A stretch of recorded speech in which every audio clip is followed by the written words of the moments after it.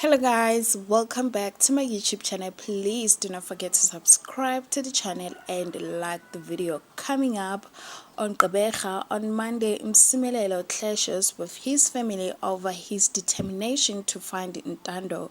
Hlumelo investigates Lulama without raising alarms. Zimkita receives a tip-off about Ntando. On Tuesday, Hlumelo finds out Lulama's biggest secret yet. Zimkita and Msimelelo band together to find Ntando, but they don't like the outcome of their search. On Wednesday, Hlumelo gets Lulama exactly where he wants him. Zimkita doesn't want to accept the possibility of Ntando being lost forever.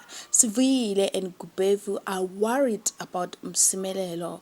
On Thursday, with the help of new Ali, Hlumelo manages to be 2 steps ahead of Tulani and covers his tracks. The prodigal son returns but wants nothing to do with the matter. On Friday, Lulama works for Hlumelo, which hampers Tulani's efforts to find the truth. Ntando wants nothing to do with his mother, and Nozuko and Nomaflower clash over the wedding. Thank you for watching.